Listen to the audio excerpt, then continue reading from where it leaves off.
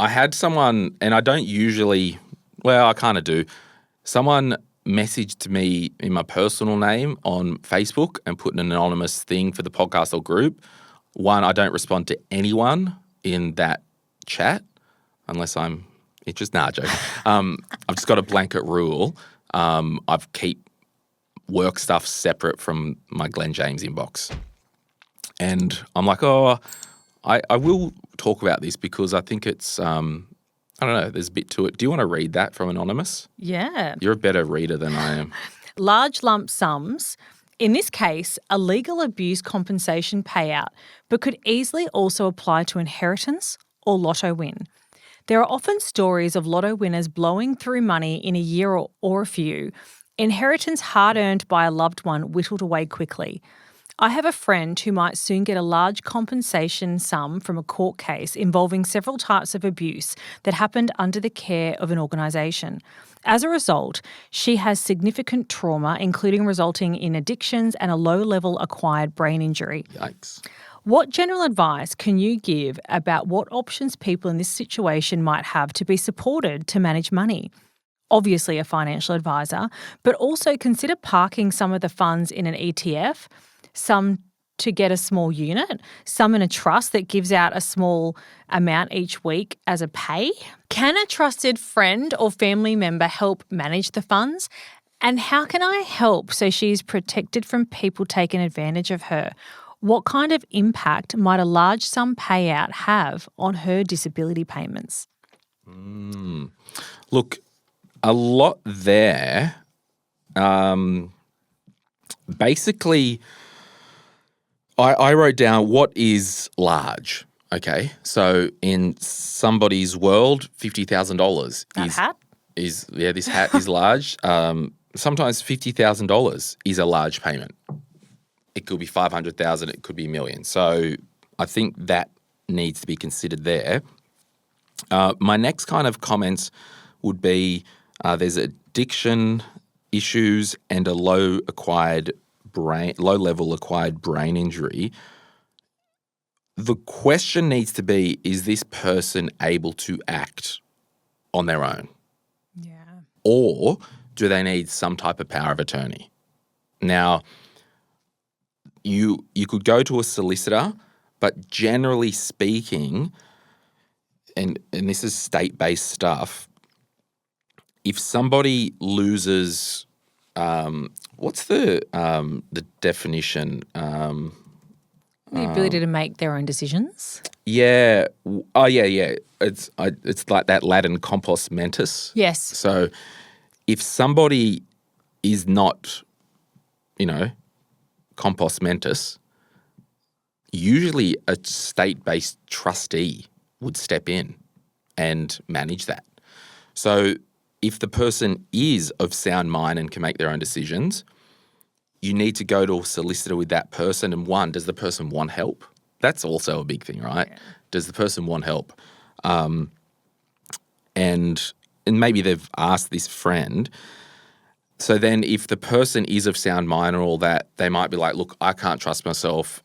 I make poor choices. And we actually talked on the retirement podcast about a case study of someone that I know in my world where they married somebody and had a low-level brain injury and just they're of a sound mind, but the executive function wasn't there, and married this person. Within 10 minutes, the relationship ended, and he'd put the house in her name, and she took advantage of this person's property. Anyway, wild story. So, one, we can look at getting a power of attorney. Now, I've got on my life a full power of attorney. My best friend, Tim, is my full power of attorney because I wanted him to do any financial stuff if I have a brain injury or whatnot, and my family do the medical stuff. So we can look at that.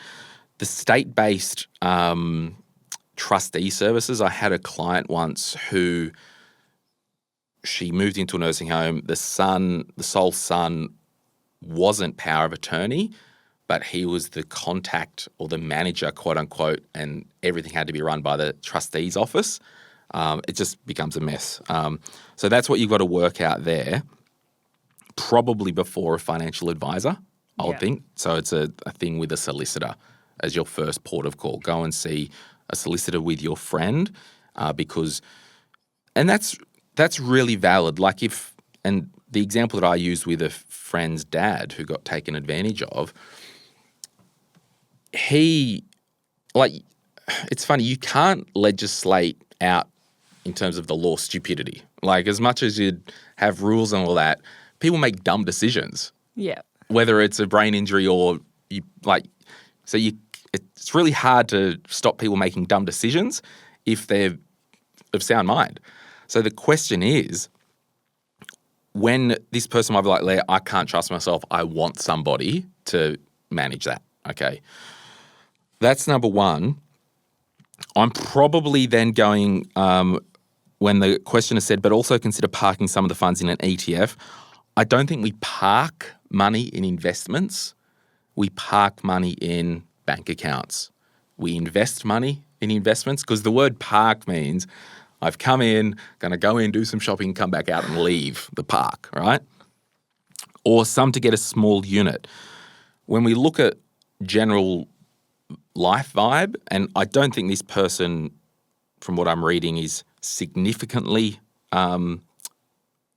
carrying a disability, maybe a low-level brain injury. I don't know what that definition is. There might be a medical definition.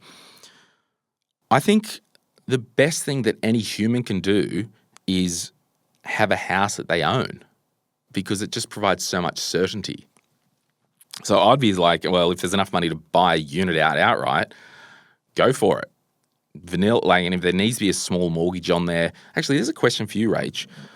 If somebody was on a disability support pension, could a small mortgage, can that still be used for mortgage servicing? Or is it gets wild pretty fast? It might. Generally, they don't want that to be the sole income. So, but I'm sure there'd be. Let's say you're buying a unit for $500,000 and they needed a $50,000 loan. There might be a lender that would make an exception because it was so small and such a small percentage. But their general rules are they don't like it to be just a pension as the only income, but it could be possible. Right. Okay. So I would rather this person have a small $50,000 or $100,000 manageable mortgage that didn't have a redraw and just vanilla than renting somewhere with the uncertainty, access to money and all that stuff. Yeah. And then the other thing was in a trust that gives a small amount each week as pay. I'll come back to that. Can a trusted friend or family member help manage the funds? Absolutely, but you'd probably want to have a power of attorney on this person. I would suspect if they're able to make that call. How can I help? She's protected from people taking advantage of her. Okay, this is an interesting thing, Rach.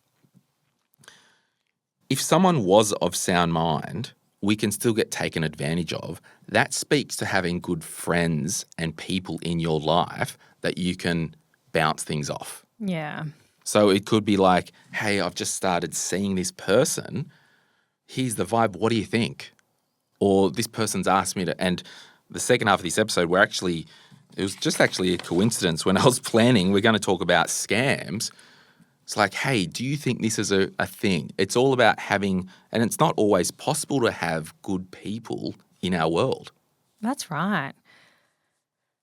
But I guess if those funds were in a property and they bought that property outright, like you said, it's the safest thing to have. It's a whole lot harder to get taken advantage of if you don't have that cash sitting around, if it's in that kind of asset, wouldn't you think? Well, but almost like my friend's dad, he had the house and he put it in her name, like because she was like, I'll protect you. Like she was the savior from his brain. Like it was just messy. Hard. But it just speaks to having good people like this questioner in this person's life. Yeah. So unfortunately, again, you can't legislate out stupidity and you can't stop people doing dumb things. But that's why it's so important if you've got good people in your world that you can say, hey, this is happening. What do you think? Yeah. The other thing that could, and again, depending on the situation and the nature of the disability, There's a thing called a special disability trust. Have you heard of that? No, I haven't. So a special disability trust, I will read some stuff here just to give everyone a bit of an overview. Special disability trusts can help people plan the future and care and accommodation needs of a family member with a severe disability. Ensuring a family member with a disability has appropriate financial assistance is a key concern for parents and immediate family members. A way of providing peace of mind and financial assistance may be to set up a special disability trust. They are concessionally treated for social security, aged care and tax purposes if certain conditions are met. So basically, the structure of these, so a normal run-of-the-mill trust, you might have discretionary beneficiaries. There might be a primary beneficiary, secondary, or discretionary. A unit trust, whoever holds units gets the benefit. Yeah. A special disability trust, there has to be one beneficiary only. Yep. Okay, so I won't go. They must be the only beneficiary. They can only receive an entitlement from the trust after the principal. Residual beneficiaries can receive money in the event of the principal beneficiary's death. So all that to say, and if you are interested in this, because I don't want to, this is like a 1 or 2%er thing. I don't want to bore people with it. But if I would say to the questioner, just Google Services Australia Special Disability Trusts, Google ATO Special Disability Trust, and I'll just read quickly. Oh, I've lost my page.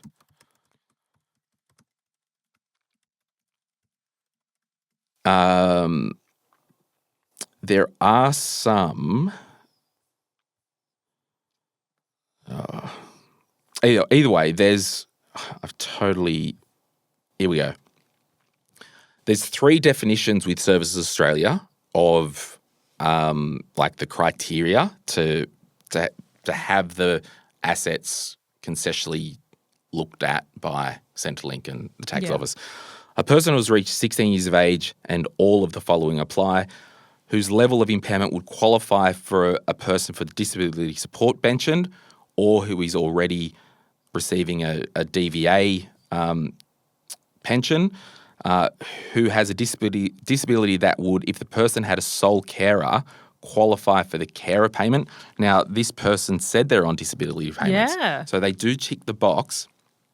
And then who has a disability and is unable to work more than 7 hours a week in an open labour market. There is 2 other definitions, and then there's one for a child as well. Okay. So that could be potentially of use. There'd be a trustee. The money's in a special disability trust for the benefit of looking after the person. But this all comes back to, we're probably not doing that if it's $50,000. We might not be doing that if it's $500, unless, and this is the kicker, everyone, can the special disability trust buy the house for the person to live in? Okay. Because then that would protect things like my friend's dad being taken advantage of. So this is where, yes, you would go to a financial advisor to chat about this, but my first stop would be a solicitor. So, yeah, that's it. But it all goes back to how much is the money? Yeah. And I don't know the answer to this. Is with disability payments, is it like the aged pension where your own home doesn't come into being factored into it? Yeah, it's all. So most of Centrelink rules are the same-ish. Yep. Okay. And I mean, I want to move away from this question now because we are going into ground where I know enough to be dangerous and I'm not a solicitor. I'm not an aged care specialist. I'm barely anything at the moment. And we just want to have a bit of this podcast. If you are new, I like to call it infotainment. We want to entertain you and give you some information and encouragement along the way. So that's what we're doing here. But thank you for writing in. Again, like if there was $2 million settlement, absolutely. Let's set up a special disability trust. Let's get a trustee. Let's have the trust buy a house for the person to live in. I don't even know if you can buy a house in a special disability trust. I'd imagine you could because it's of the benefit of the person. But this is, and particularly people that are listening with children who meet the definition of, so definition 3 with Services Australia, a child who is younger than 16 who both is a person with a severe disability or severe medical condition, has a carer who has been given a qualifying rating of intent under the Disability Care Load Assessment Child Determination for caring for that person. The child must also have a treating health professional certifying in writing that because of the disability or condition, either the person will need personal care for 6 months or more, or the person and the personal care is required to be provided by a specified number of persons. So, yeah, special disability trusts, they're a great tool to cater for wealth for those who have a disability. Hey, it's Glen here. Thank you so much for watching today's video. You made it to the end. Can I ask a favor? Can you hit that like button and maybe hit subscribe if you want to get notified when we release further videos just like this one, whether you watch the Money, Money, Money podcast or Retire Right. And remember, if you want to learn more about investing, I've got an investing book, The Quick Start Guide to Investing, and there's a link in the description to get your hands on a copy. Thank you so much. Bye.